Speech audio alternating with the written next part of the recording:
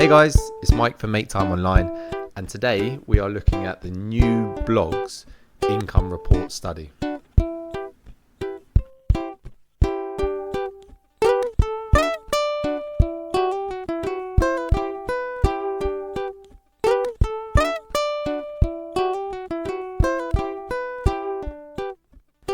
So over the last few months, I've been doing quite a fair bit amount of research.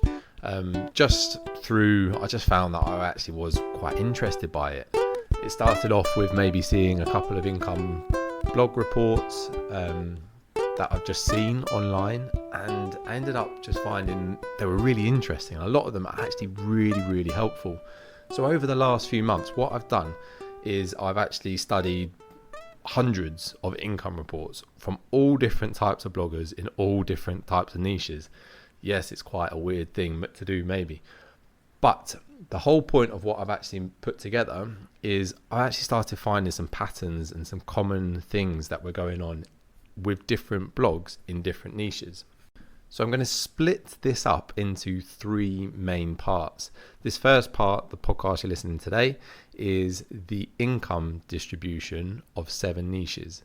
So I'm going to be looking at particularly how each niche makes their income, what methods they use to actually monetize their blogs. Part 2 is the blueprint to make $1,000 plus per month. And just from using these income reports, there is a clear pattern, a clear strategy for different people in different niches to make $1,000 per month. And then part 3, we're just going to be sort of summing up the key findings and particularly looking at the one thing that every blogger had in common. So to start with today then, I just want to explain some of how this income report study has been put together and the reasons behind it basically. First of all, there is a study done by Brandon Gailey, which is an absolutely incredible study in 2018.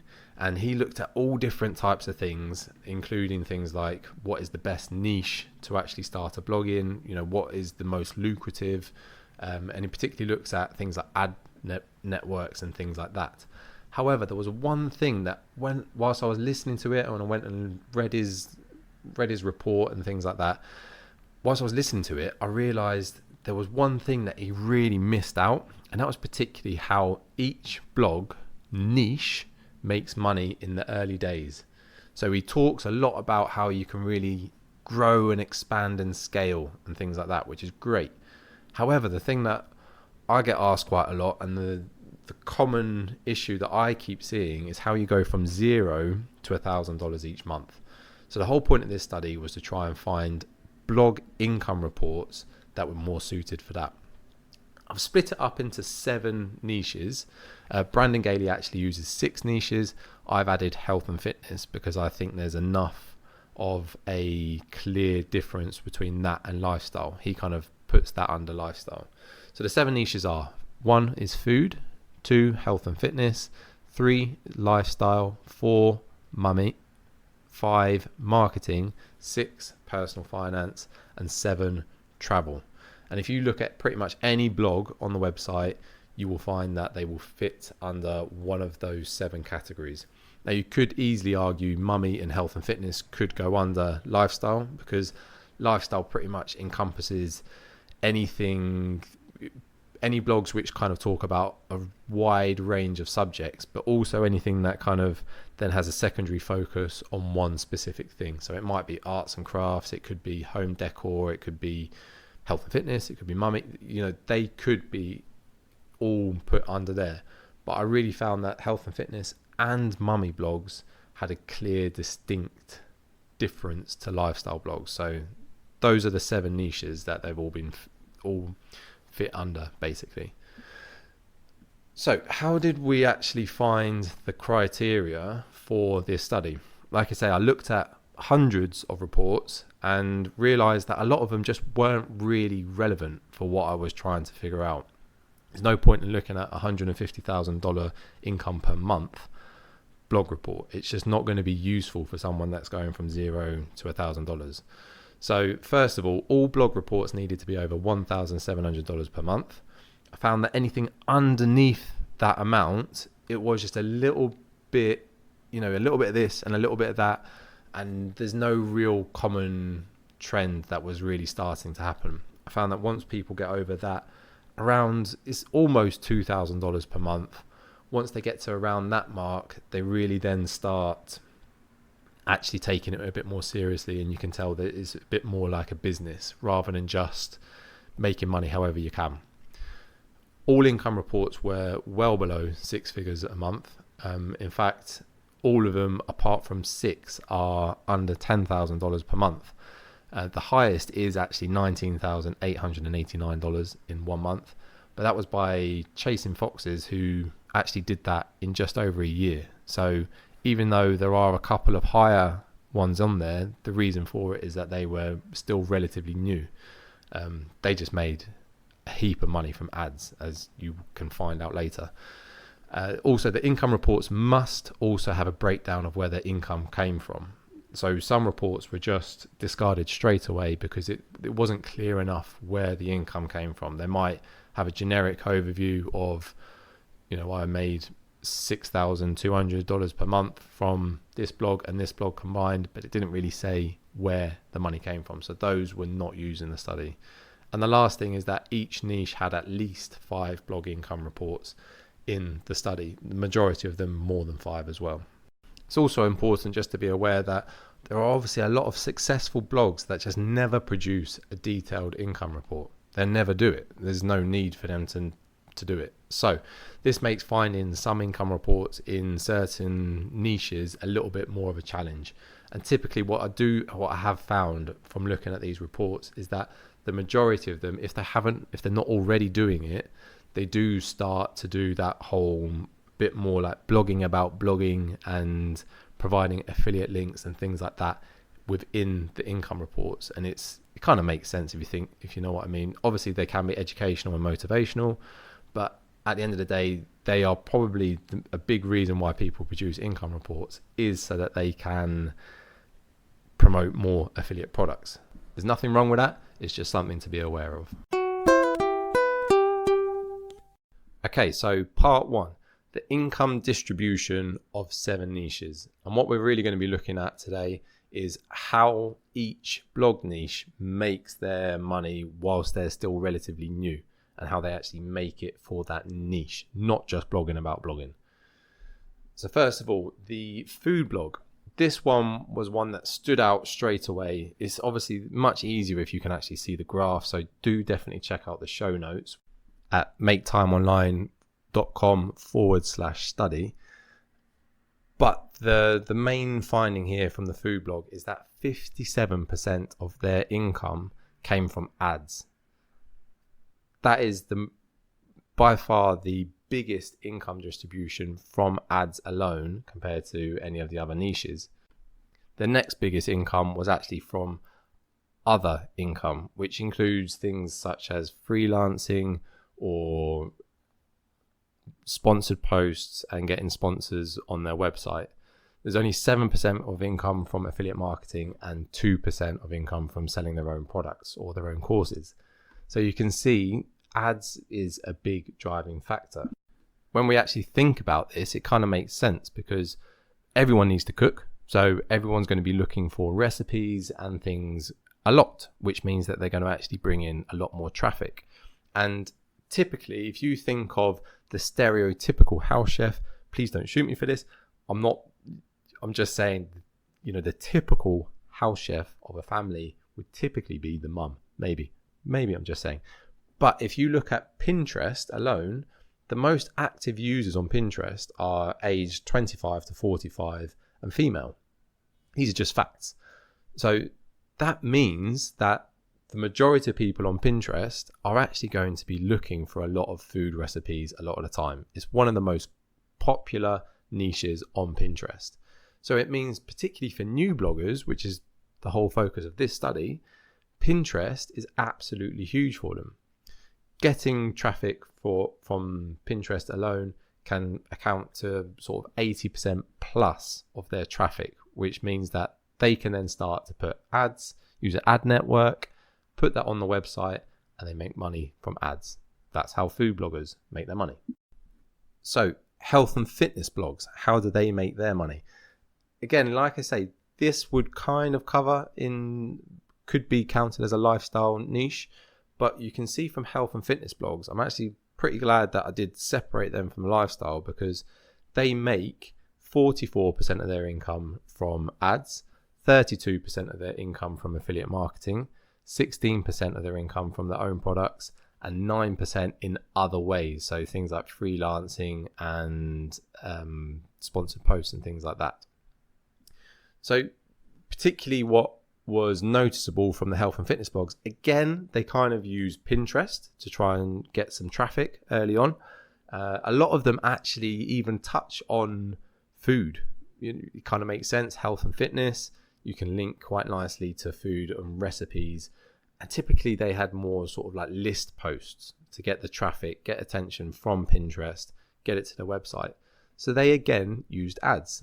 But what they did, which was different to the food blog niche, is that they quickly start to find what posts are getting the attention, and then they find affiliate marketing opportunities.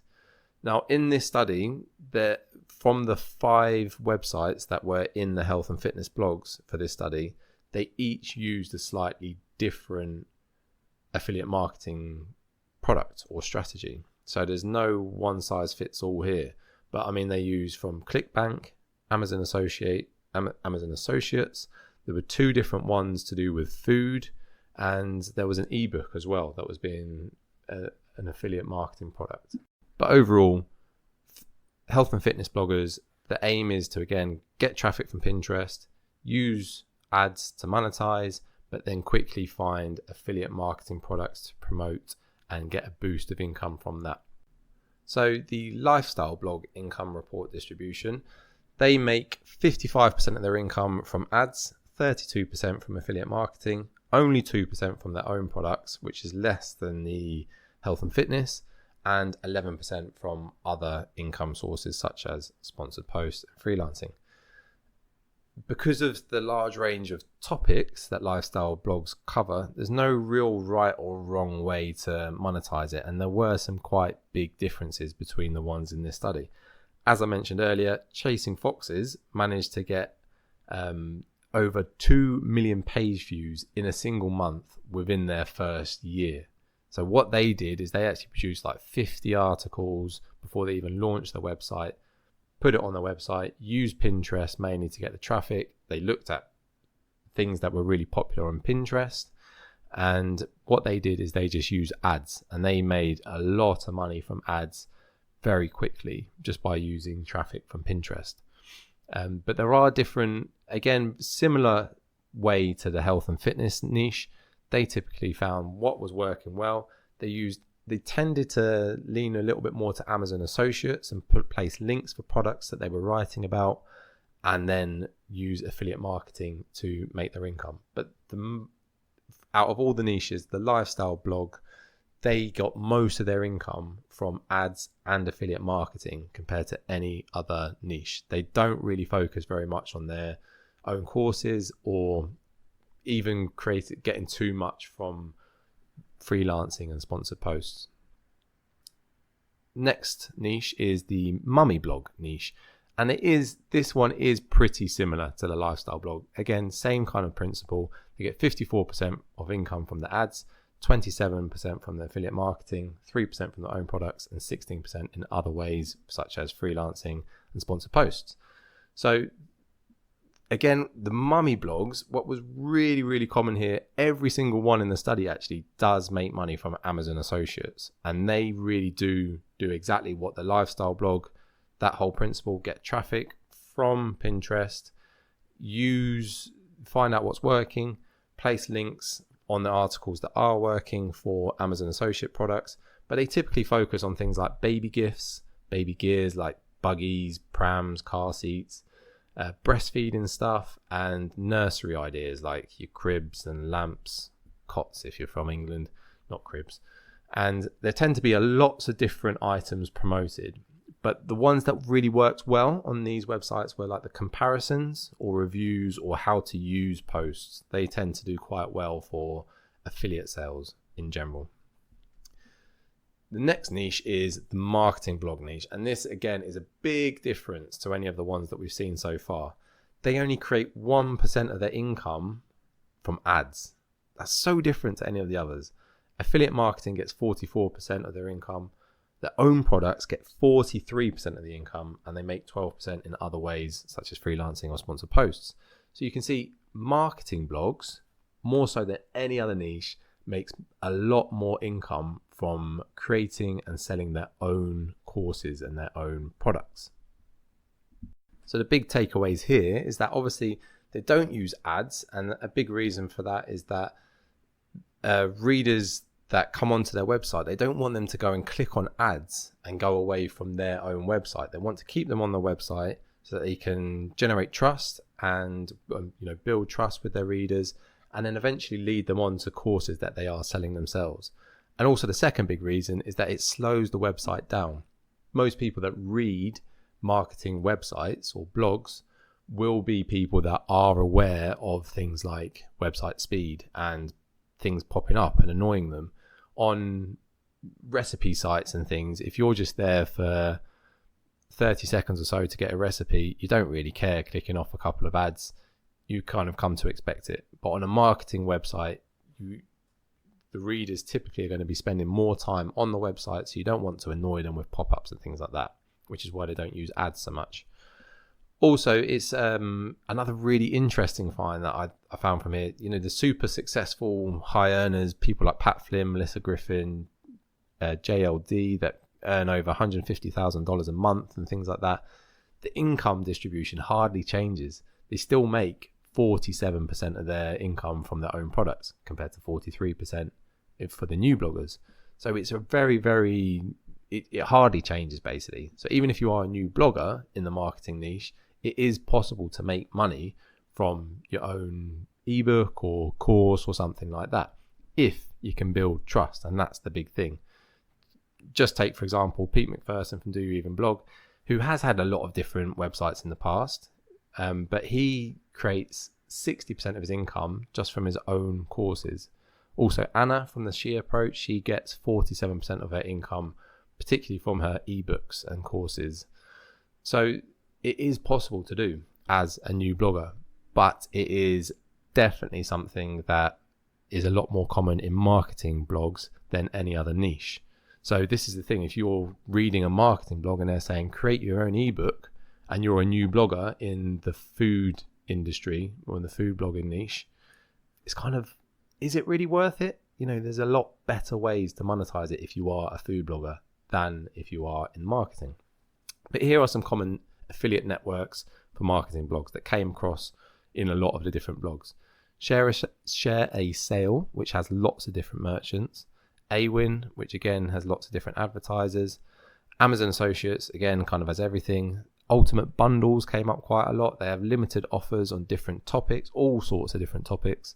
And then you've got the typical website themes, so Bluehost, which really dominates. Autoresponder, where ConvertKit dominates. Things like Tailwind, which is good for Pinterest automation. And then also like your marketing funnels like ClickFunnels, Thrive Themes, or Lead Pages.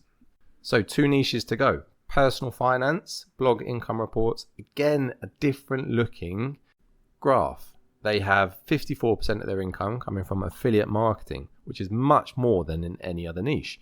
They get 19% of their income from ads, 10% from their own products, and 17% from other ways like sponsored posts or freelancing. And the real common thing here that kind of happened throughout is that affiliate marketing was, because it was so common in personal finance blogs, they typically go for more the easier to convert affiliate marketing programs at the start. It's obviously much easier. If you think about it, it's much easier for me to sell to you a survey site which is going to give you $10 for free to join it. So you basically can go and onto my website right now, find a link, click the link, and you get $10 if you join that program. However, if I promote to you another nice little ebook which costs $15, you're going to have to pay $15. So either you receive $10 or you pay $15. Obviously, you're going to choose the easier ones. So the ones that really stood out were things like survey sites and cashback websites, things like Swagbucks, Survey Junkie, Inbox Dollars, Rakuten, which used to be Ebates, Ibotta, again as a cashback one. There's some other things that came up a few times, such as like a $5 meal plan. So websites that are particularly focused on budgeting, getting out of debt, things like that. They have Credit Sesame, which is a personal credit manager, Flex Offers, iGain, CJ Affiliate. Those have all different types of affiliate programs. Again, you can get all of this information and get the link for how you sign up to become an affiliate just from going to maketimeonline.com/study. And there's a lot more information on there as well, with some videos and things like that, which can definitely help. And the last niche is a travel blog niche.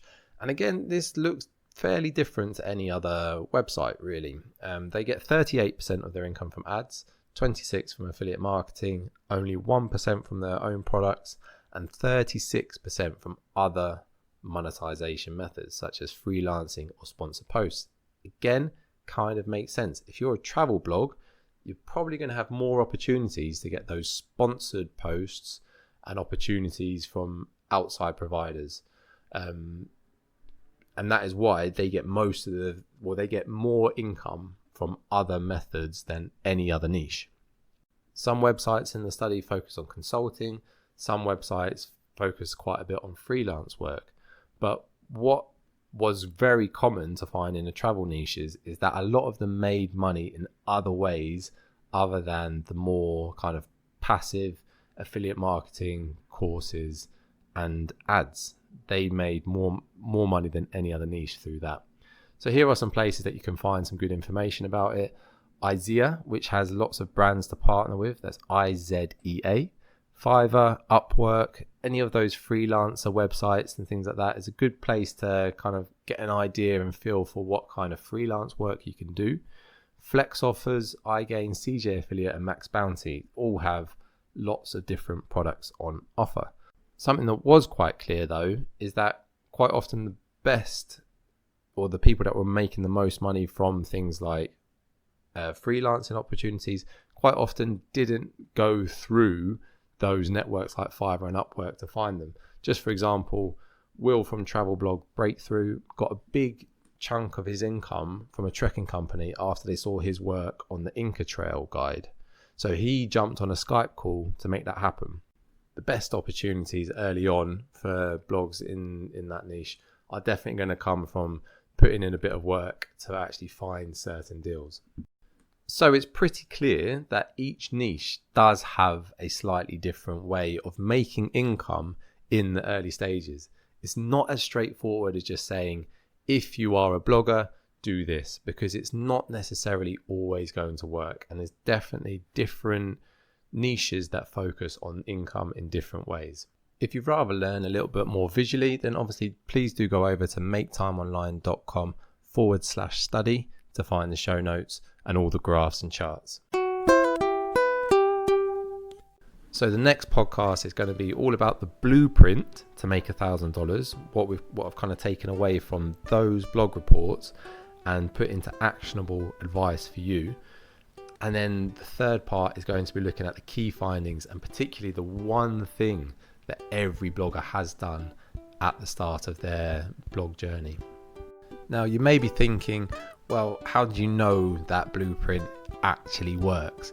Apart from the fact that it's kind of laid out for you in loads and loads of different blog income reports, I'm actually going to also personally be setting up a brand new website in a brand new niche to follow the exact blueprint that has been laid out for us.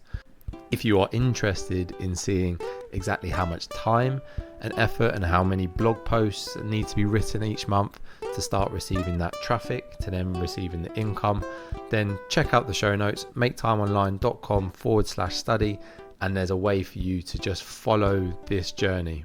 I'll be sending you monthly updates with the exact things that has gone on for that website within the last month and the progress it's making. Thanks for listening in to this episode of Make Time Online. Be sure to subscribe to our podcast so you don't miss any future episodes, and please take a moment to write a review for our podcast in the App Store. Keep changing for the better, guys. Take care.